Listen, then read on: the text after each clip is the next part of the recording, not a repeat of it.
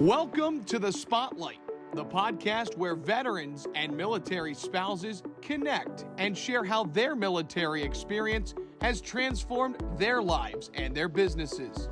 Here's your host, Bob Louthen. Hey, this is your host, Bob Louthen, founder of the Veteran Crowd Network, the network that brings veterans and veteran-led businesses together with each other and the resources they need to prosper. And you are tuning into The Spotlight. And now a word about a Veteran Crowd Spotlight partner, Fund the First. Fund the First is the nation's leading crowdfunding platform for first responders, military, and medical professionals. Thanks to a partnership with ID.me, Fund the First is able to combat fraud and scams to ensure donors that money is going to a verified and trusted source. Visit fundthefirst.com for more details. Fund the First, crowdfunding for our nation's heroes. Hey everyone, this is Bob Louthen, the host of The Spotlight on the Veteran Crowd Network. Welcome to the show. Our guest today from the shaky town of San Francisco, Scott Patterson, the founder and CEO of Tumble. They're changing the way we're going to wash our laundry. He's a United States Marine Corps veteran, and we've become good friends over the last year. Scott, welcome to the program. Thank you for stepping into the spotlight.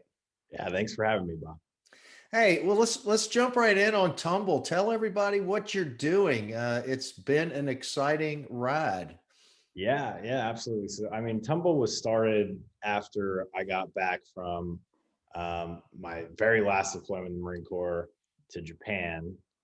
And I came back and I thought I had this job, and I ended up sleeping on my friend's couch for like 6 months instead of the job starting immediately. Necessity was the father of invention. Yeah.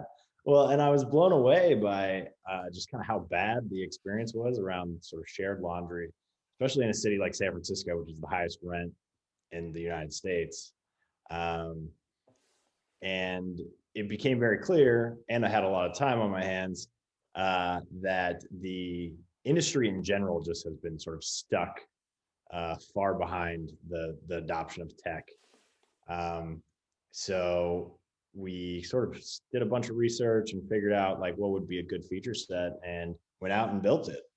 And we've been having tremendous success in multifamily, and we have some huge things on our horizon. What does your product do? Tell us how it works. Yeah, so right now, it's a totally mobile app driven experience. It has features that you would expect.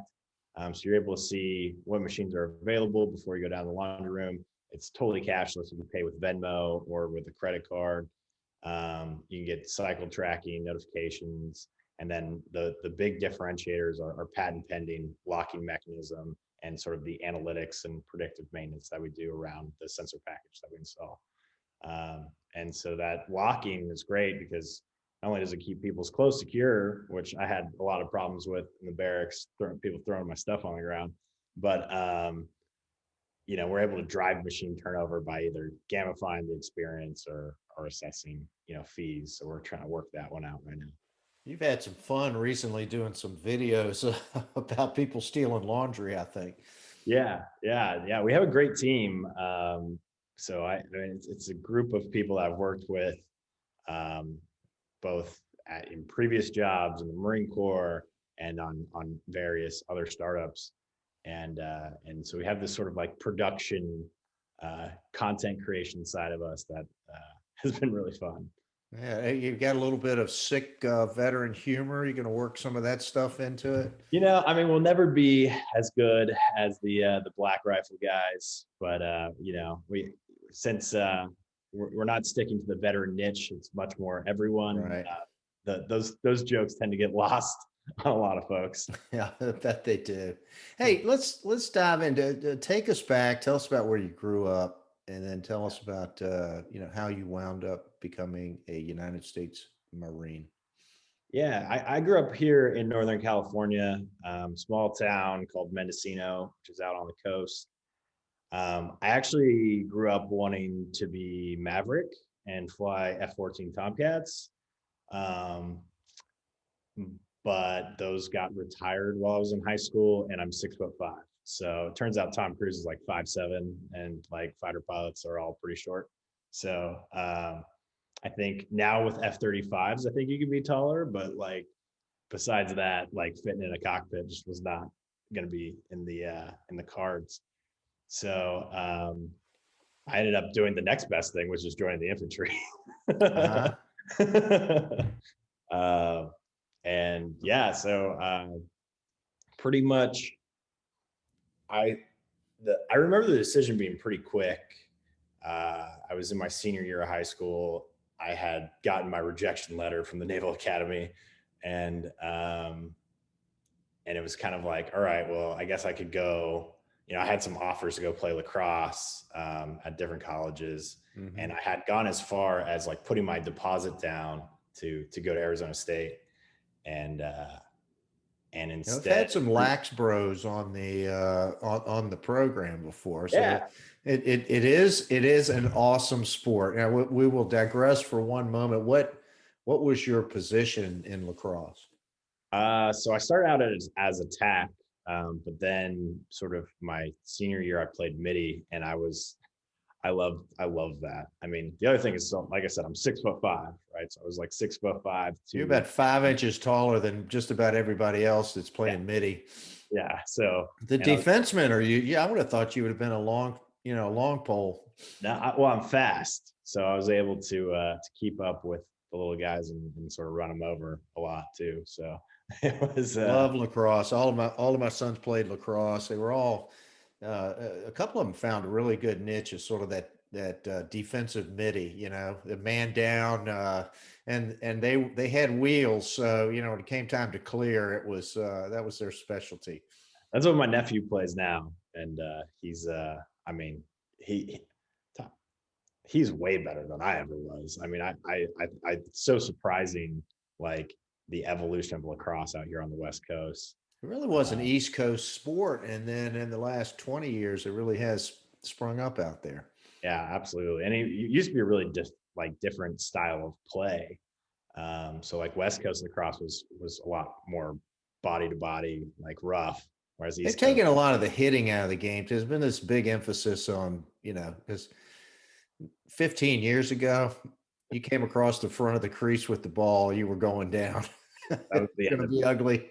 it. So anyway, I digress. Back to the Marine Corps. So they didn't have lacrosse sticks in the Marine Corps. You went into the infantry. All right, let's Yeah, get back on that story. Did a yeah. recruiter talk you into it? No. I remember the recruiter being really surprised because like basically I called them and I was like, hey, I'm turning 18 and I want to join the Marine Corps, and the only way I'm going to join is in the infantry. And the guy was like, all right. Check that box. That'll help me get my quota this month. Yeah. And so I enlisted 3 days after my 18th birthday. I did the delayed entry program. So I didn't go off to boot camp until about 6 months later. Did you go? So You went on the West Coast? yeah. I went to San Diego.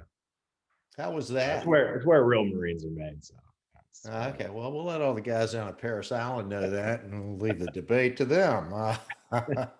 Do they have sand fleas in Paris Island? What do they have in San Diego? hills. Hills. Okay. Okay. All right. So, what'd you do once you got in the fleet, so to speak? Yeah, so I actually signed up as a reservist, but I was not I, n- I didn't spend I should have signed up on an active duty contract. So I ended up spending 3 years on active duty. So I went to boot camp and then school infantry, and then I immediately that unit that I was joining was already activated to go to Iraq. So I popped up to San Francisco for a whole 4 days before flying right back down to 29 Palms. And so I graduated SOI in February, and I flew into Iraq on April Fool's Day, Uh-huh. like 3 months, 2 months later. What time frame was this when you went to Iraq? It's 2009. So Okay. this was April to October 2009, in Okay. a lovely vacation town in the Triangle of Death called Ramadi. Hmm. Yeah. What was it like in 2009? There's probably a lot of people that know. This is after the. Yeah, so it was interesting. A lot tighter rules of engagement. We were really it felt like a police force. It was, I mean, it was interesting. It was an interesting time to be there. It was back. It was the first sort of. It was the beginning of the um, like hostile act, hostile intent type thing. Um, and so we took a lot of,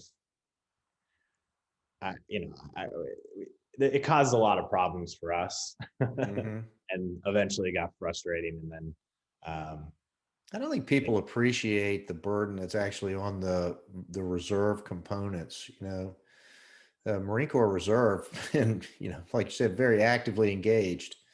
yeah, yeah. I mean, so I ended up doing 11 years total, and I was full activations, two full activations, and then I did a bunch of smaller things all over the world, which were like 3 weeks to like 2 months at a time. Hmm. But the Marine Corps is small. I mean, I think there's only like 170,000 now. Does that include the reservists? Yeah, I think so. Hmm. That is Yeah, small. those numbers are probably inaccurate, but And they always put you in the grist mill. It seems like, I have a great deal of respect for the Marine Corps because you end up kind of getting the dirty job. yeah, well, I mean, the Marine Corps was created to be expeditionary and win battles, and they're pretty good at both those things. Right. Yeah. Yeah. Well, let's get back to Tumble now.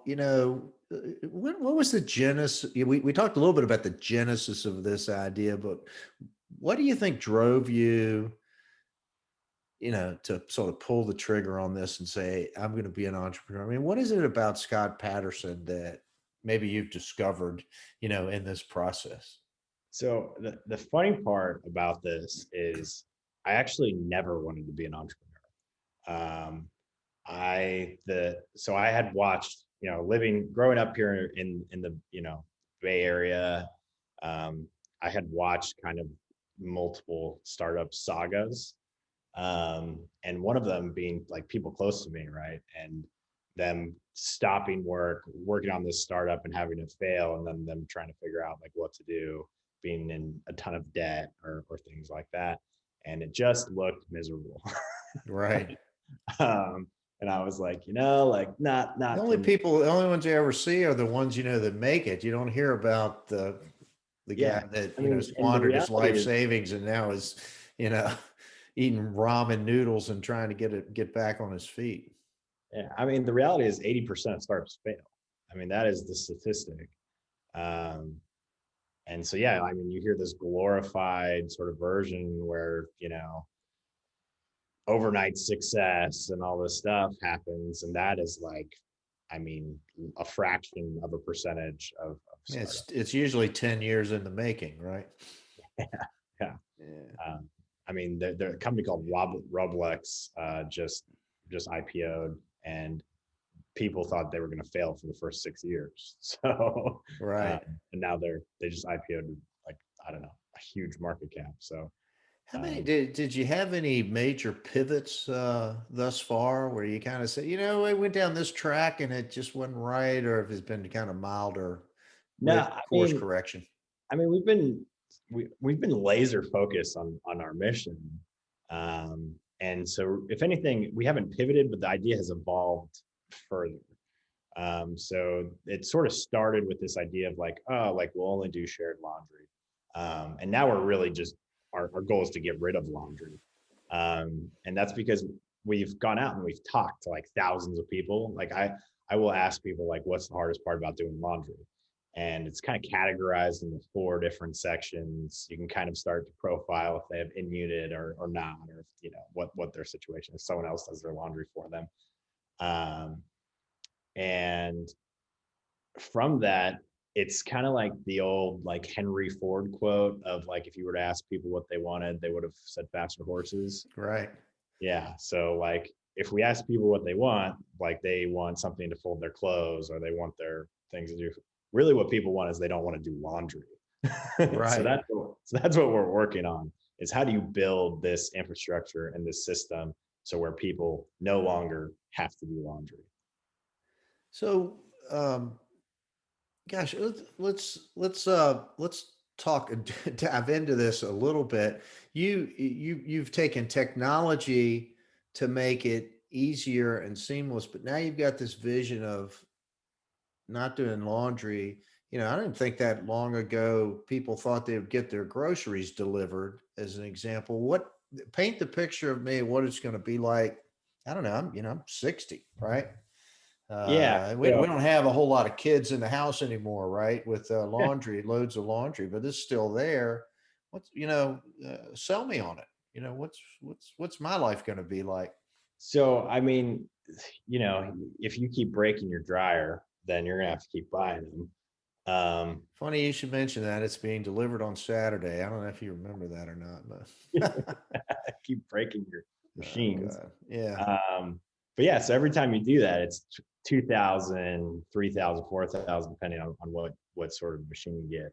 So if we can put it at a price point where literally at the push of a button, someone comes and picks up your bag in 10 to 15 minutes later, and then in 2 to 3 hours when it's done, you get a notification and you can push a button at your convenience to get it back. And it's at a price point that it makes sense to not have, a laundry room and have to deal with maintenance and buy new machines all the time. Like that's the future that we're going to move towards. And there's not a single person that we've talked to that's like, I love doing laundry. Like I wake up in the morning, I brush my teeth and I go do a load of laundry because that's like how I love to start my day. Like the best thing that we've heard is like, I don't mind doing laundry. And like automation was created for things just like this, right, where like the fraction of people that, love doing laundry is very like tiny. That's the future. Right now, though, you're having some success in San Francisco and putting units out. But that's not been without some work and fundraising. We can't talk about securities on these types of things, but you have met some partners that have been very helpful to you in the process, and quite frankly, because you're a veteran. Yeah, no, we've been very fortunate to have the supporting of Hivers and Strivers and Doug Doan, and also Seda Goff and the PenFed Foundation through their Veteran Entrepreneur Investment Program. And yeah, so we went through the Veteran Entrepreneur Investment Program, their master's program last fall. And hugely beneficial. It seems like so long ago, but I mean, it's crazy to think that Tumble will be 2 years old in June. Yeah. Like that is, to me, just kind of nuts. What did talk about the master's program that they consulted? You went to Maryland. I did. So the master's program has a kickoff, and then they do sort of seminars weekly, and then you kind of meet, there's sort of meeting and mentorship that happens. And so you were one of 10 companies, maybe? We were one of 10 companies. In a cohort. Yeah. In a cohort, and they do it twice a year. I think the application is just closed for the next one. Mm-hmm. So might have missed out on this round, but like I said, there'll be another one in the fall. But yeah, it's like I said, great program. Like we're actively fundraising right now, so I can't talk too much about that, but they've been pretty helpful, in that way as well. So they had some pretty interesting speakers, I guess, at that long weekend, right? Yeah. I mean, so there's a lot of veteran entrepreneurs out there. And I mean, so the other thing is like General Nicholson is the president of the PenFed Foundation. Right. Mick Nicholson. Yeah. So like talk about just hanging out with a 4-star general who, said green light on the Moab. Like that's a great story. And kind of a great day for America as well.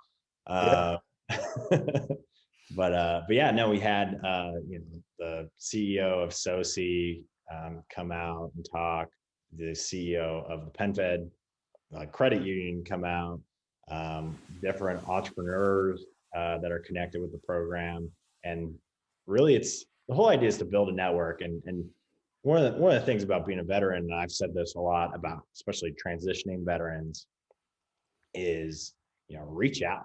Like, you're not alone in this journey, and I think the veteran network is like so crucial to tap into, no matter what you're doing, no matter if it's like getting off of active duty and getting into the civilian workforce, if you're starting a company. Like, we have this little like veteran entrepreneur like sort of back channeling that happens, and it's great. Like, I mean, it's definitely great to be a part of.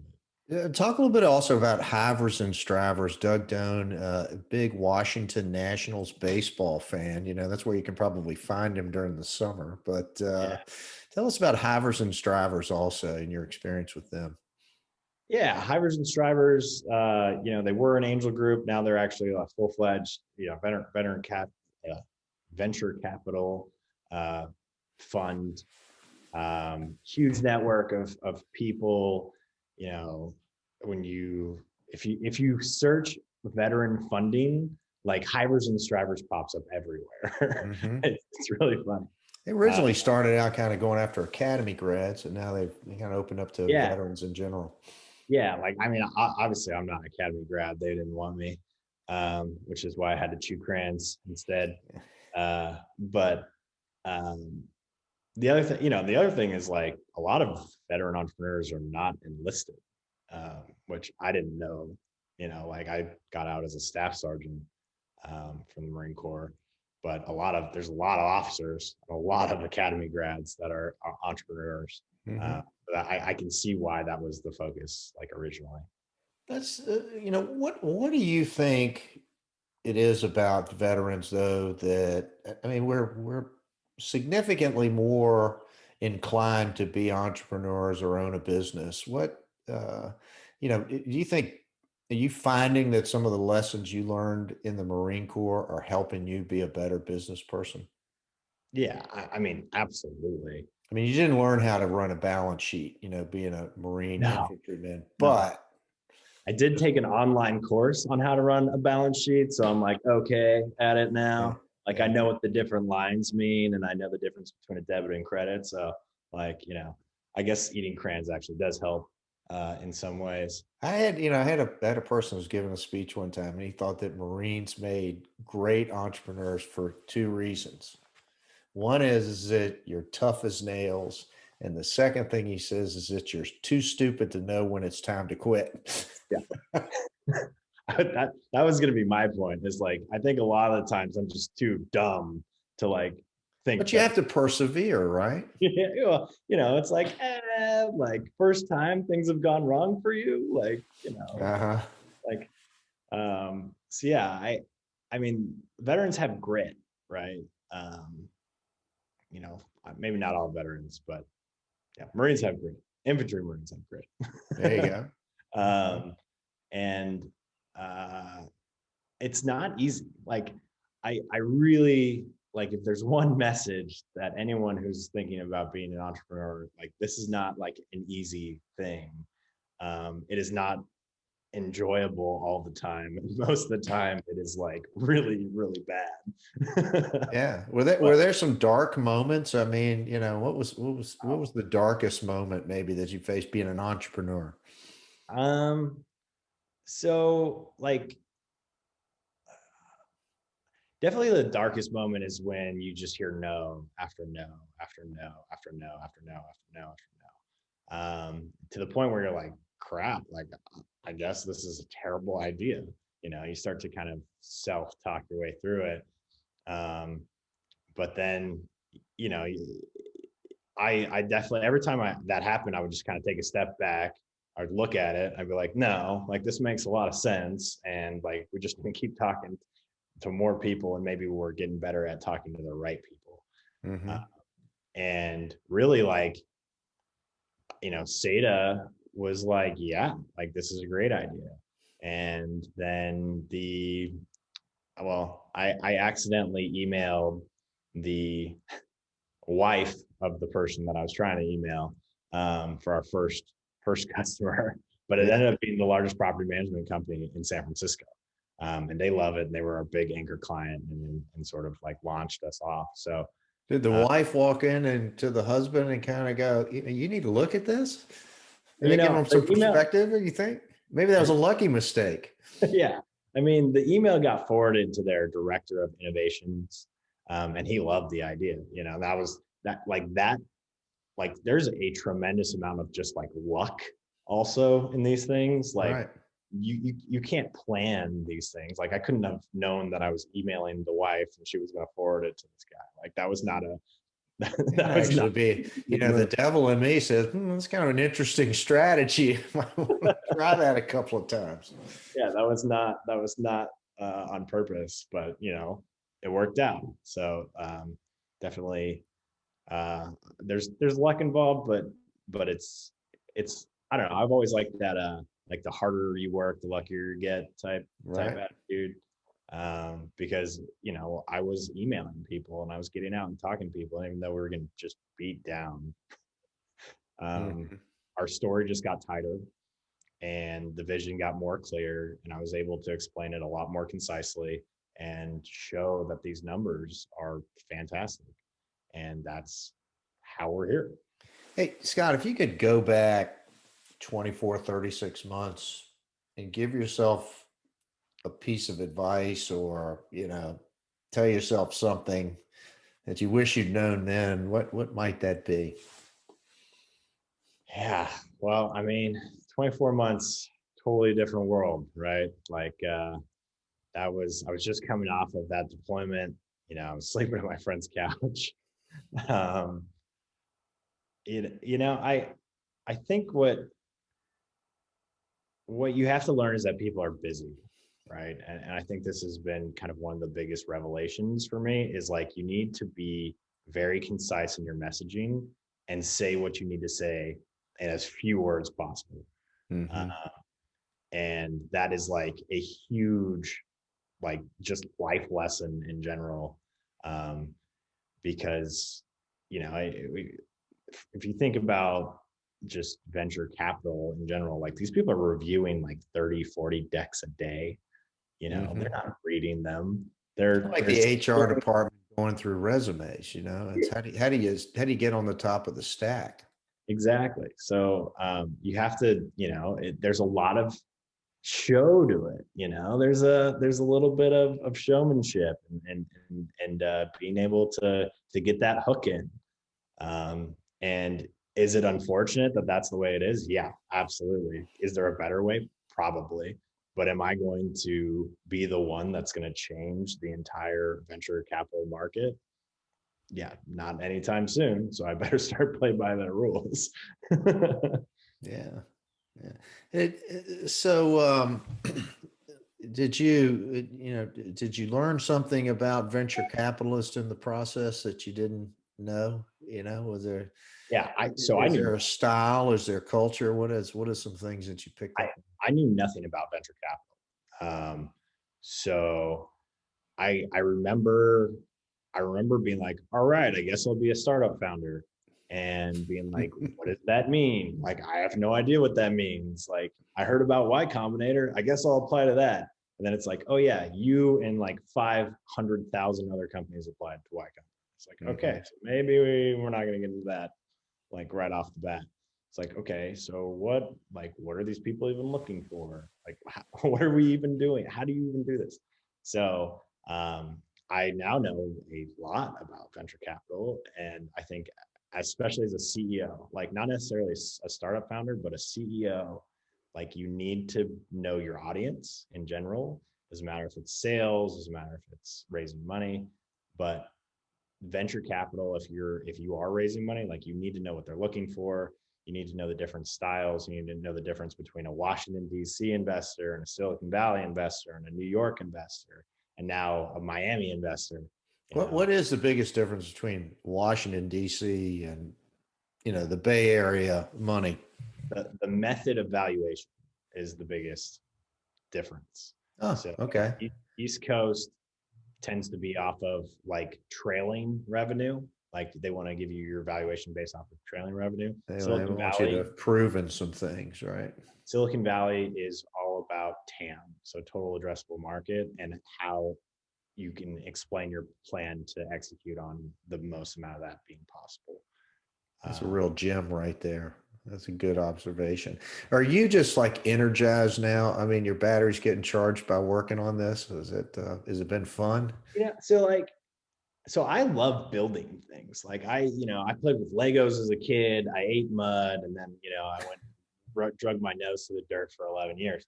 So my degree's in biochemistry. I I've now learned to code. I taught myself how to code. I've learned all this stuff. I became our embedded systems engineer. Like I didn't even know what that was 12 months ago. Right. What is an embedded? I don't even know.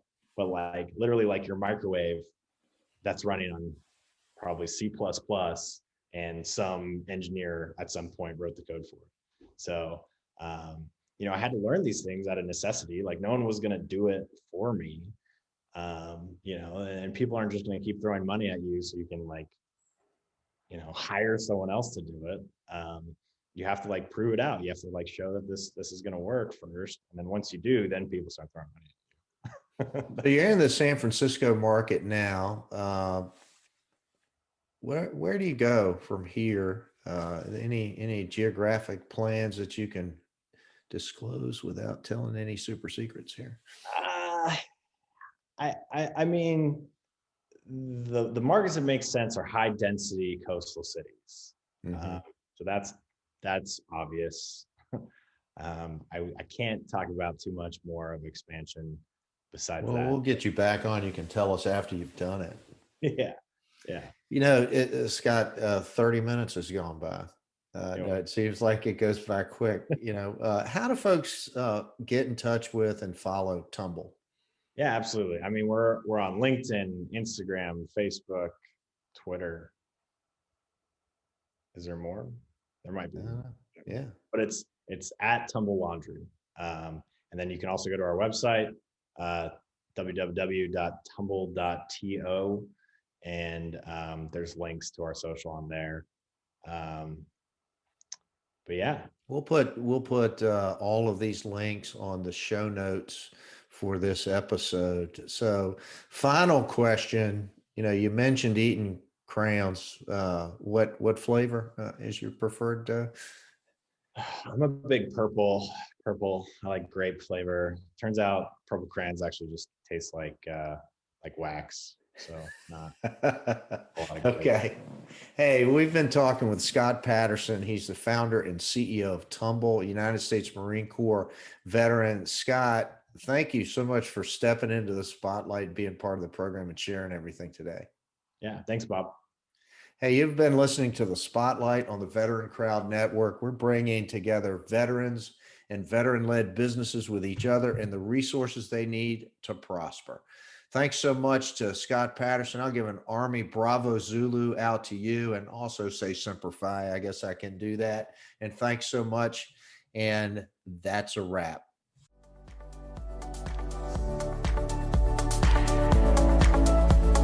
Thank you for listening to Spotlight by Veteran Crowd. We hope you enjoyed today's episode.